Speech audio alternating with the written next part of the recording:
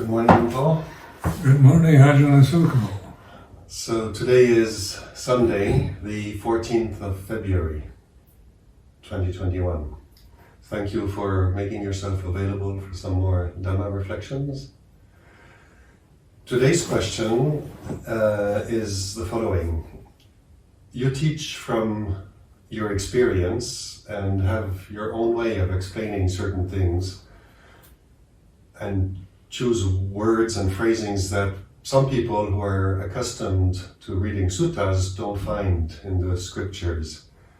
And sometimes they're a little bit puzzled and not sure what to make of the difference between the way you choose to explain Dhamma sometimes and what they read in the scriptures.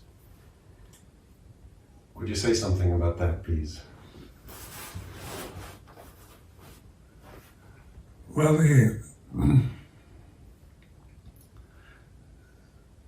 we've got to remember the scriptures are not doctrinal positions. And they're not to be believed in and adhered to as beliefs or doctrines. All the Buddhist teachings are directional signs pointing. And where are they pointing at? When the Buddha gave his first sermon and talked about their suffering, what was he pointing to? Suffering as the state of the world in India at that time? Or was he said to understand suffering? To understand something, you have to observe suffering as you're experiencing it. And we can all recognize that suffering in the world, in the Middle East and in Yemen and various other places, not to mention here in England or Thailand or Sri Lanka. But the suffering of the First Noble Truth is not a kind of philosophical approach to suffering, but a very intuitive recognition of suffering is like this. So there's always this Pariyatti Dhamma, the study of the suttas is the beginning. And so those are, to be respected and used. But they're directional signs pointing at where they're pointing at you, your state of mind, the suffering you're experiencing, your own delusions, your own ignorance that you operate from. So then the insights that come from Bhatibhata, from the practice, because there's always Pariyatti, Bhatibhata, Bhatiwait. And these three, that's a paradigm for insight. And Pariyatti Dhamma has its value, but it can't explain reality. It can't define reality. It can't give you a definition of Dhamma in words, in enlightenment or in Nibbana. These kind of words are have to be realized for yourself. And so, in Pali they say, Bhajatang Veti Dapo, Dhamma has to be seen for yourself. It's not something that you can define in Pali and Sanskrit or any other language whatsoever. So insight, then that's Bhatiwait is insight, your own your own insight, to be individually recognized, experienced by the wise. So sometimes we attach to Pariyatti Dhamma and we don't see our attachment to it. We see it as doctrinal positions that are absolute. And so that is the misuse of Buddhist teaching, because as wise and useful as the Buddhist teachings are, they're not for attachment.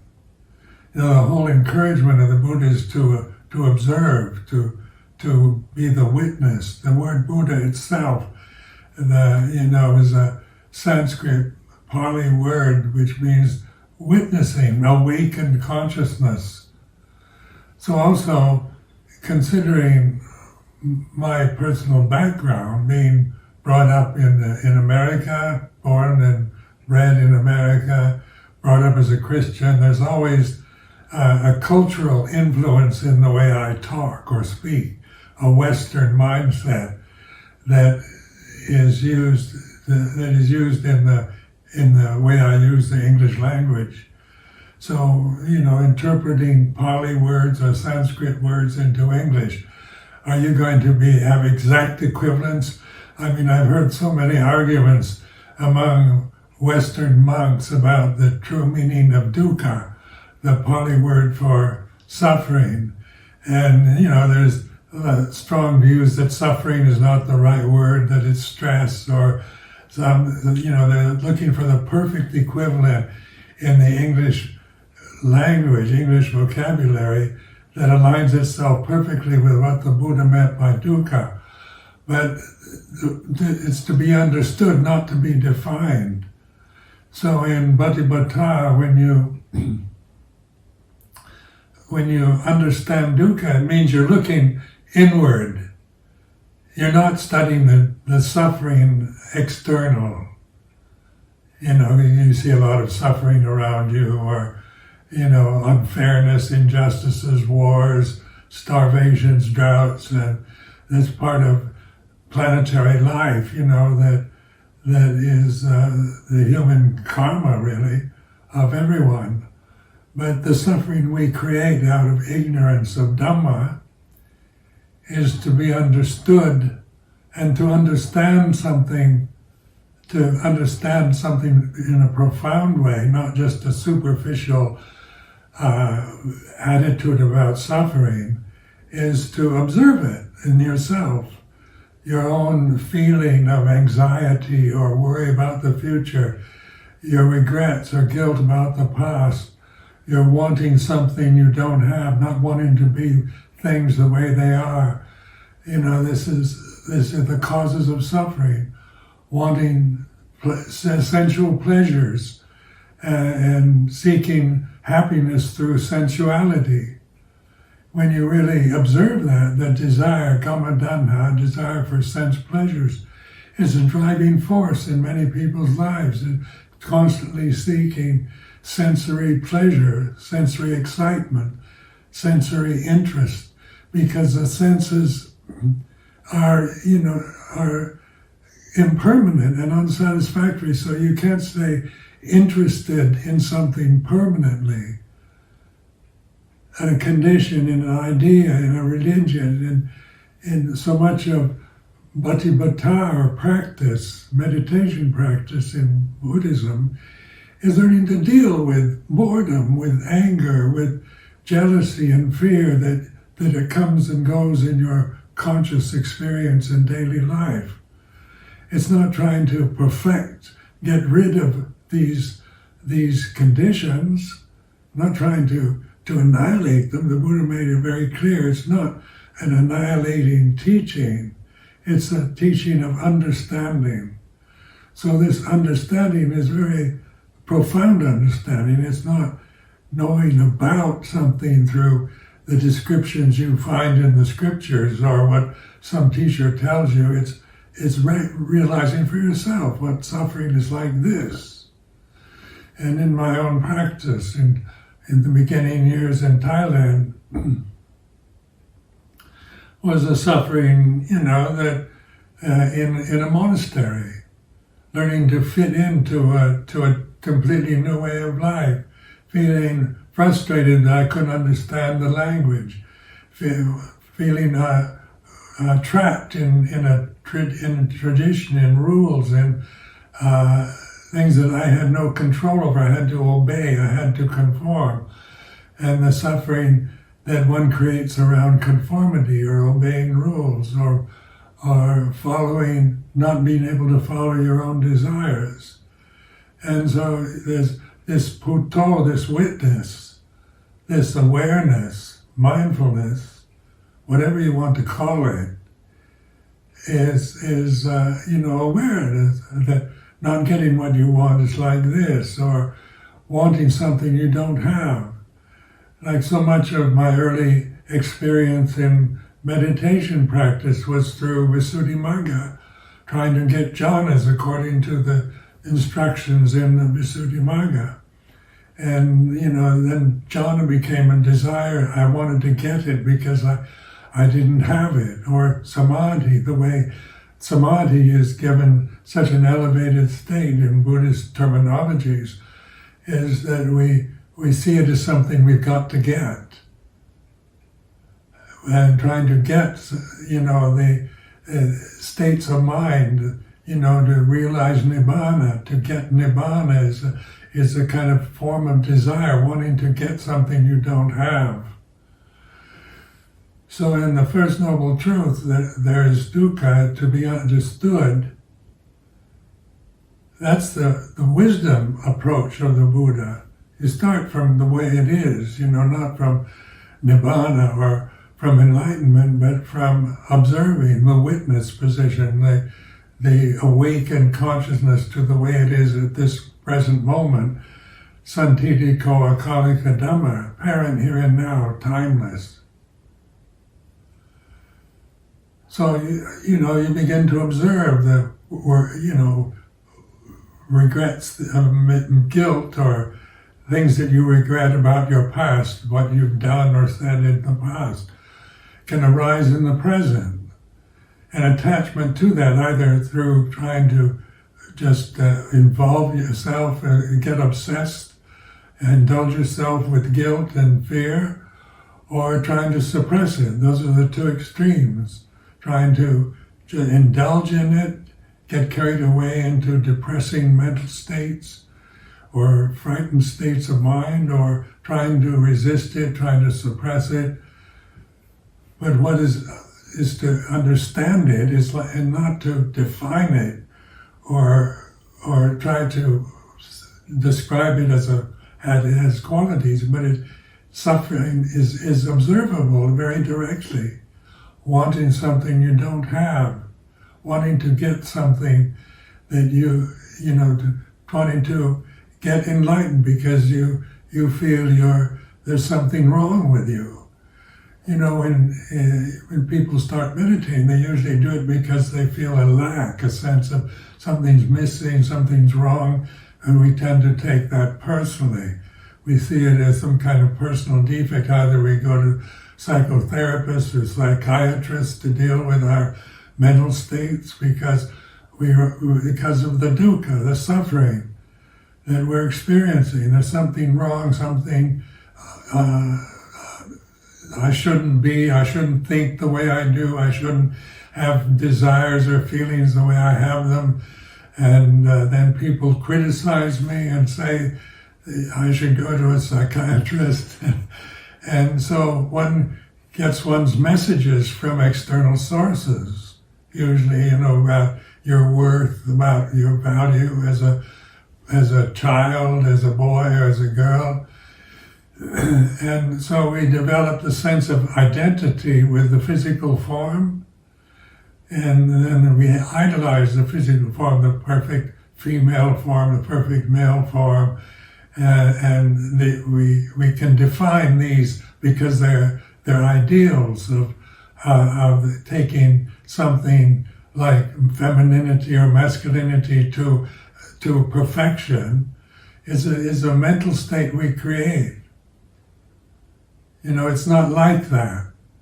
The body is, either masculine or feminine, and we identify with it. And then we also condition through culture, through the conditioning of our parents or our society, our social position, our religion, about what's right and wrong, good and bad, virtuous or vice. We acquire this sense of critical acceptance or unacceptance, of seeing what's right and wrong, good and bad. But Dhamma is not about right and wrong, good or bad. It's about the way things are.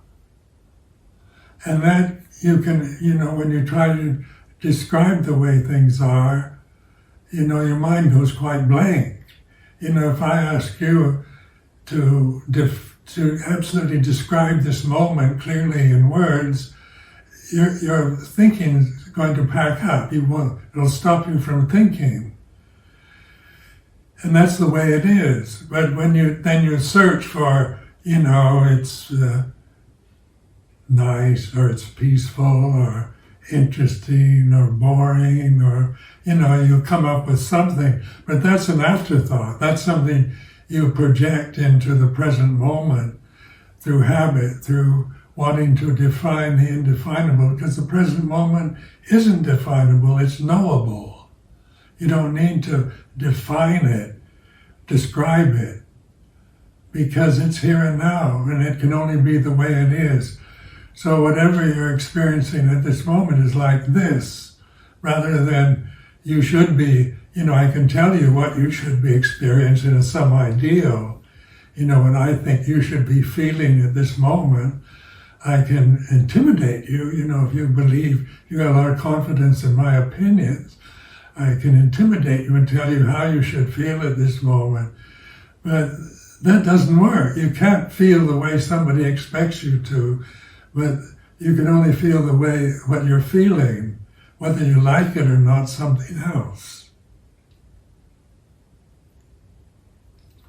So the scriptures are, I use the definition of the paradigm of, if you want to go to London from Amaravati, you go out to the M1, and you see a sign saying London, and you say, well, it says London, it must be London. You're missing the whole point of the sign. The sign is pointing in a direction, and you follow the direction the sign's pointing to. The words London don't describe the sign at all. So, the Buddha used teachings very skillfully, and in fact, that one of the very attractive gifts that we have in Buddha Dhamma is that it's not doctrinal. You're not asked to believe in suffering or the Four Noble Truths or in Dhamma or in Buddha. We can believe in these as kind of tradition. So the external forms of Buddhist religion tend to be based on beliefs in Buddha and Dhamma and Sangha, but actually they're not beliefs. They're signs to the here and now. Like Buddha is awareness here and now. Dhamma is what you're aware of, the reality of now. And Sangha is the individual aware of the present moment as it is. So it's much more profound than just a belief in some kind of make-believe Buddha, Dhamma, Sangha, or traditional views about it. We're not, Buddha didn't ask us to believe in somebody called Buddha, but the word itself is significant because it's not personal. It's not a person of the past. It's not an Indian sage. It's awakened awareness here and now. So in Luang Por Cha's approach to mindfulness is using Puto, the Thai kind of pronunciation for Buddha, a kind of mantra form of Buddha, for one thing, as a mantra, you chant it over and over, which leads towards tranquility, because you're thinking just that one word rather than letting the mind wander in thought. So eventually the wandering mind, the mental states calm down and you experience tranquility. But that's not the enlightenment state. That's just merely using words to concentrate on something that you're thinking, Bhuto, Bhuto, Bhuto. Then with Vipassana, you're taking Bhuto as awareness and applying it to see suffering is like this.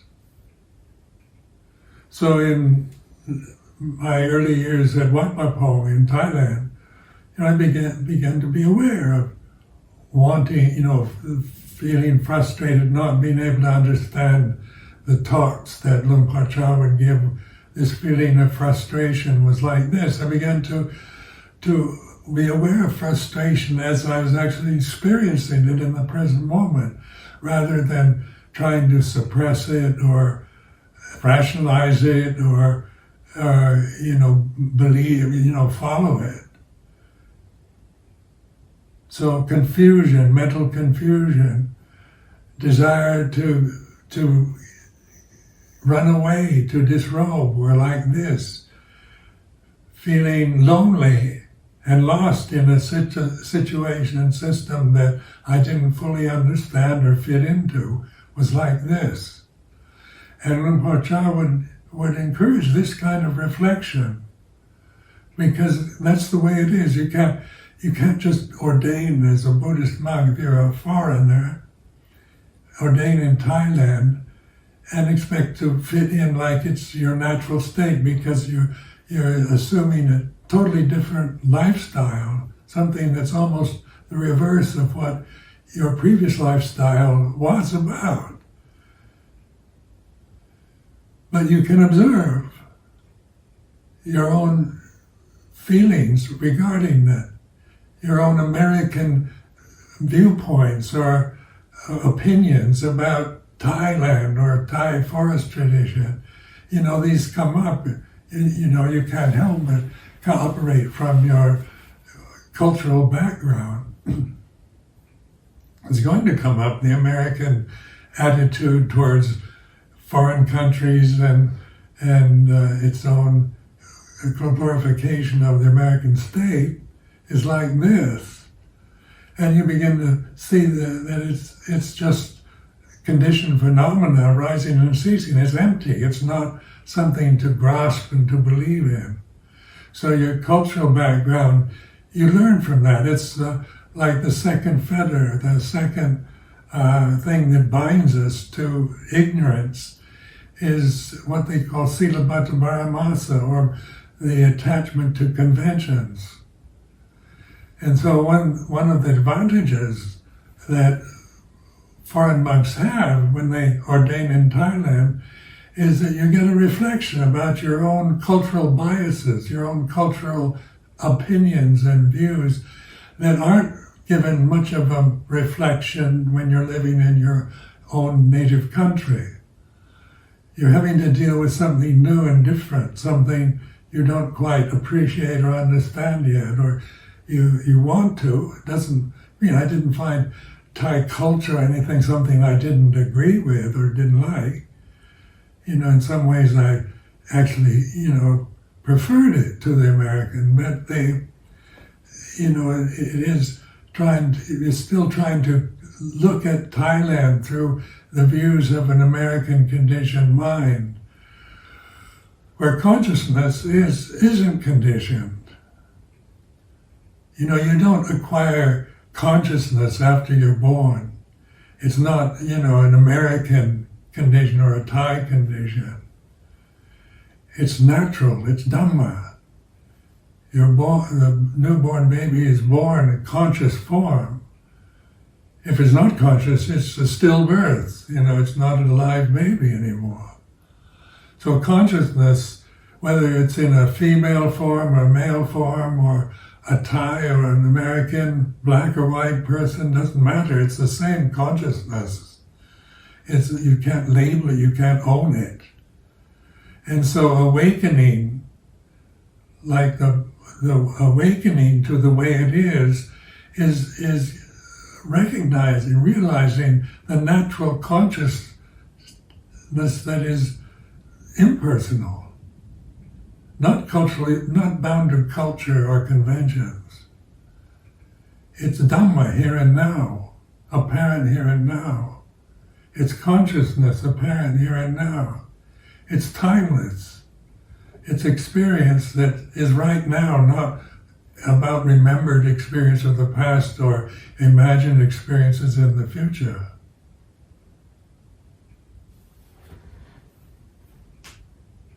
In terms of this insight, like you were talking earlier about Patiwed, one person was asking if you could help define or explain what is insight, how do you recognize it, how do you cultivate it? Well, one thing, it's to be experienced individually. You know, we all have intuitions. You know, the intellect is with the brain. You know, it's conditioned like a computer. Right and wrong, good or bad, all conditioned. The critical mind, you know, red and blue, yellow and green, or these, you know, the color red doesn't say it's red. We call it red. And then in Thailand, you have a different word for red. But red is like this, rather than saying the Thai word for red is not as good as the English word for red. It's ridiculous, isn't it?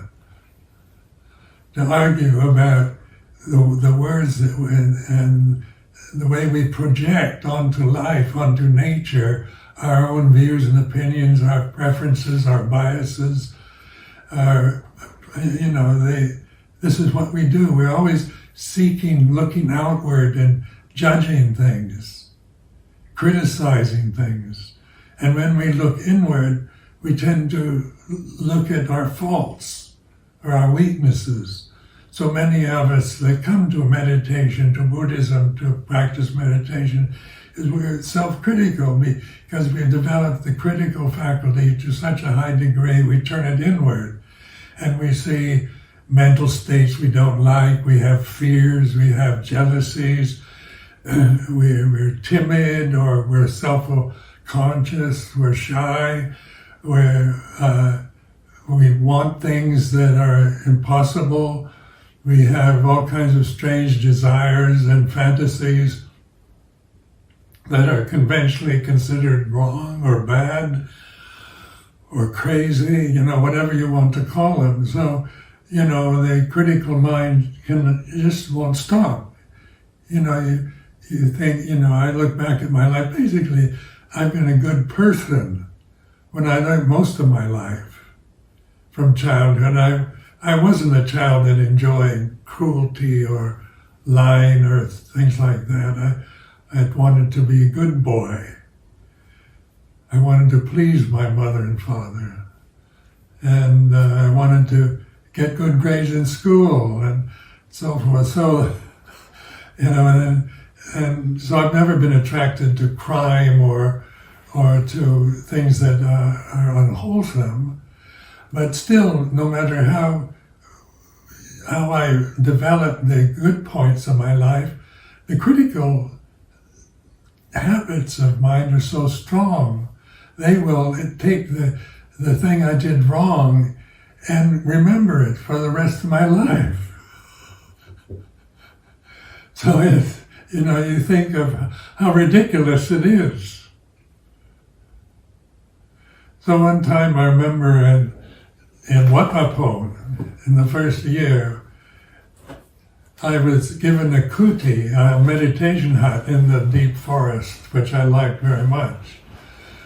And, you know, it's what I wanted, so finally I got the kuti I wanted and had the time to meditate, but I kept feeling this anger and resentment towards something that happened to me when I was in the Navy 20 years before.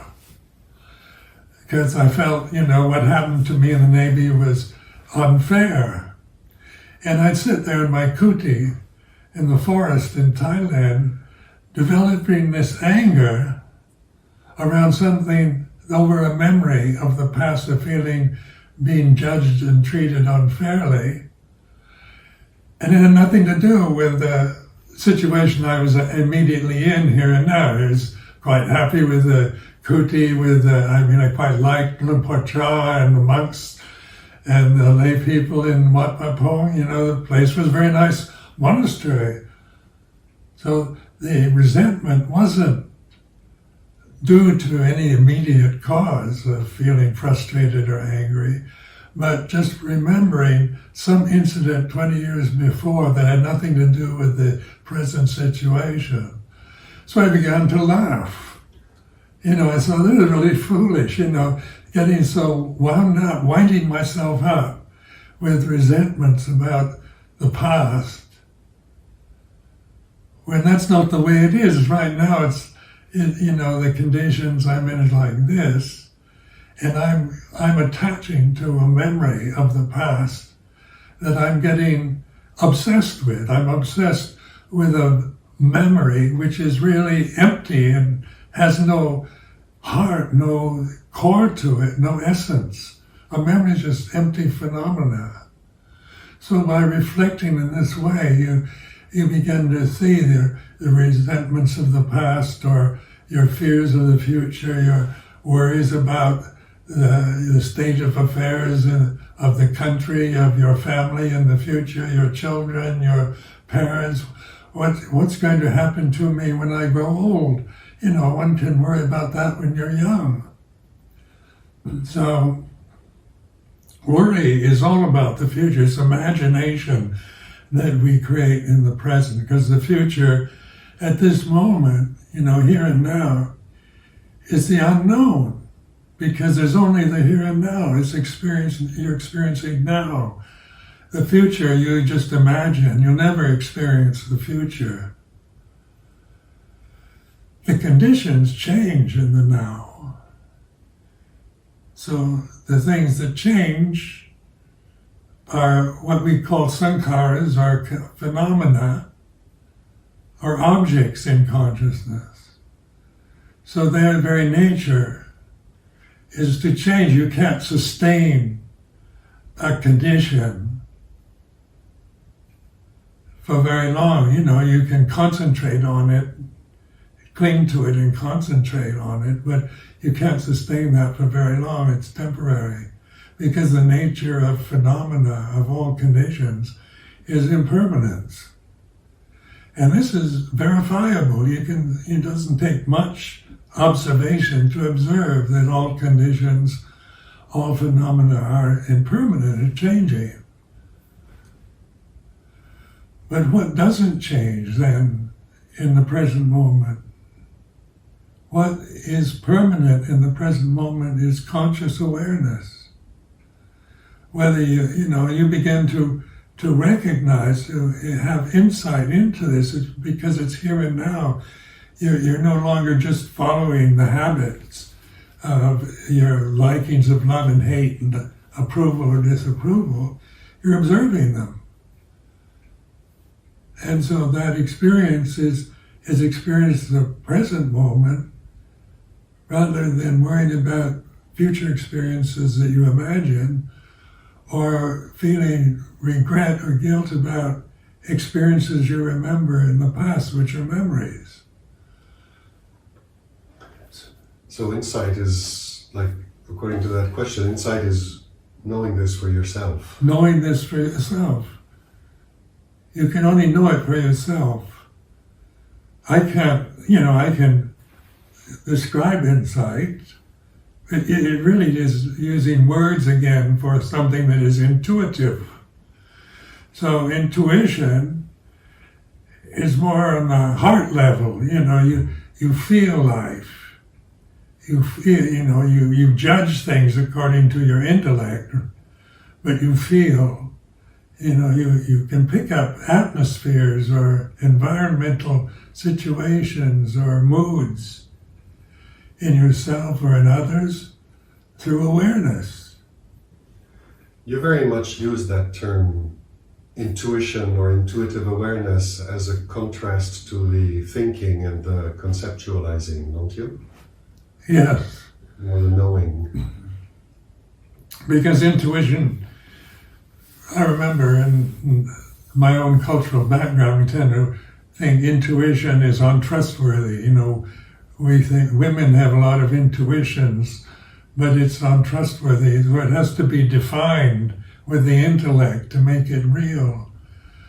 But intuition is totally trustworthy. How we interpret the present moment is untrustworthy. So I might have prejudices or biases to certain conditions, and I can feel, a certain way intuitively, and then I tend to, and if I'm not aware, if I'm not using wisdom with awareness, then I tend to fall into my habit patterns of my biases, my prejudices, my views, my conceptions as intuitive, but they're not intuitive. They're just descriptions of right and wrong, good or bad, what you like or don't like. Because intuition isn't about right and wrong, it's like this. And that's with us all the time. We know, you know, no matter what you're thinking or how you're feeling, you're aware of it. But then, so if you're feeling sick, you know, you have an upset stomach, you're aware of it. Then you think, I have an upset stomach. That's something you create, is some kind of personal thing that you don't want. I don't want an upset stomach. What can I do about it? How can I get rid of it? That's thought again. That isn't intuition. That's judgment. That's habit of cultural conditioning, language conditioning. So,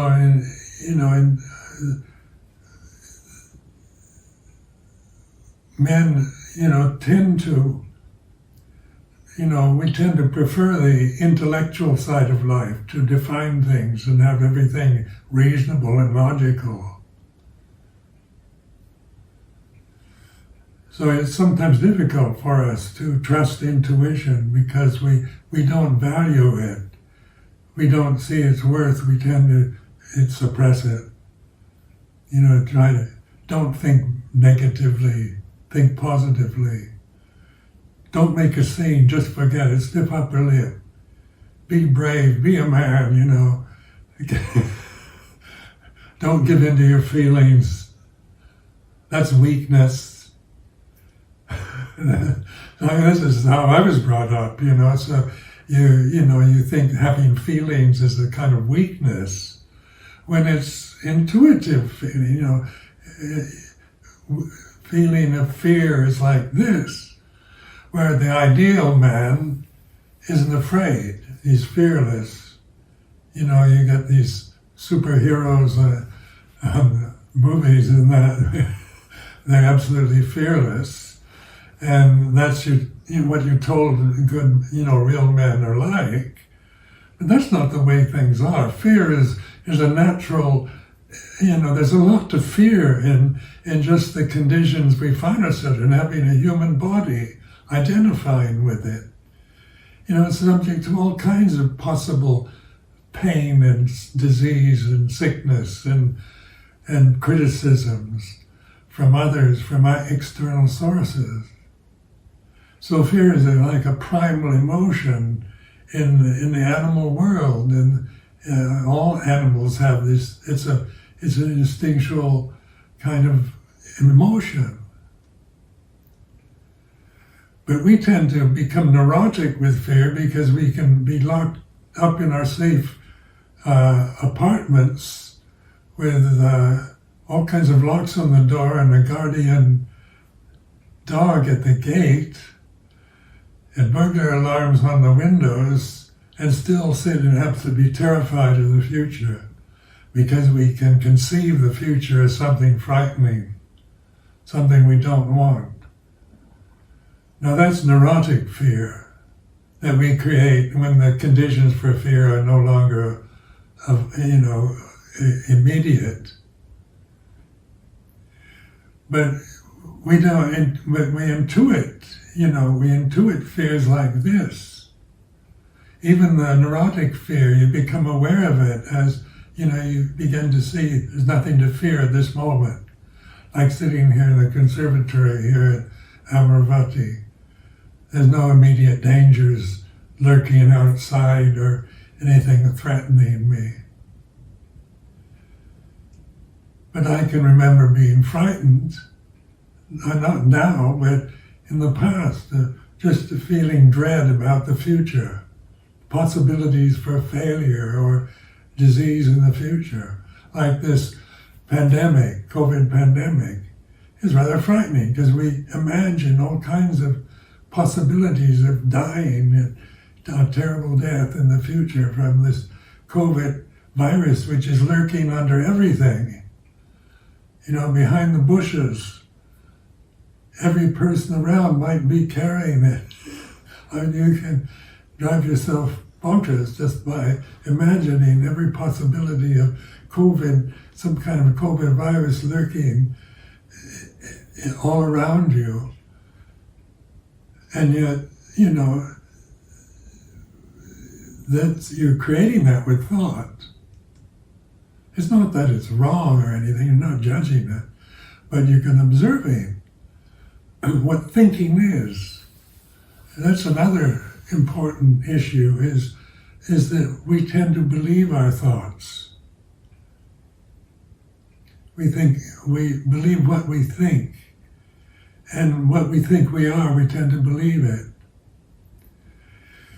And so this believing is unquestioning grasping of conditioned phenomena. When you believe everything you think, your own views, your own opinions about yourself and the world, you're grasping ideas that you've acquired. It's not intuitive. It's not sensitive, it's just habit. So, thinking is when the thoughts are believed in, the space between thoughts is recognized as empty, appears as empty. The thoughts seem to be fraught with information and importance, where the space between thoughts goes totally unnoticed, or just empty, meaningless, boring, we tend to not see its value. So thinking is an acquired habit. What isn't acquired is the space between thinking. That's Dhamma, that's natural. When we look at the thoughts themselves, we become involved with liking or disliking, approving or disapproving of them. They're either good or bad thoughts, right or wrong. And these thoughts can be about ourselves. We believe what we think. When you hear the news on the radio, people are thoroughly convinced they're believing in what they're thinking. Or they don't believe what they're thinking, but they're lying about they believe what they're thinking. And lying is a form of thinking. And what you think is the truth is still thinking. The truth is always here and now. Reality is here and now. It's not tomorrow. It wasn't the past. So, in Buddha Dhamma, you're observing thinking. To observe thinking, you have to intentionally think. When you're trying to stop thinking, you can't do it. You can temporarily kind of suppress thought, but you can't sustain it. So I encourage this deliberate thinking and observing it. You listen to yourself think anything, thinking nonsense, thinking sense, thinking something good, thinking something bad. You're not interested in the content of the thoughts, but in the space between the thoughts. You're focused on the space between thoughts. And this, through intentional thinking, it's like listening to yourself thinking. So you think a word like I, you're intentionally thinking the English pronoun I, and there's a space between I and am. You're interested in the space between I and am, not in the pronoun I or the verb am. Because we don't notice that. And yet that's the reality that we can trust. Consciousness has no form, has no preferences, but it's here and now, where what we think, is conditioned through the ego, through identity with the form, with the body, with the cultural conditioning, religious conditioning, social conditioning. All these are strong identities that we aren't born with, that are not natural, they're artificial. What is natural then at this moment is awareness, is consciousness, it's Pajitangveti Dapo, we know it to be realized individually through wisdom. Thank you very much, Luang Por.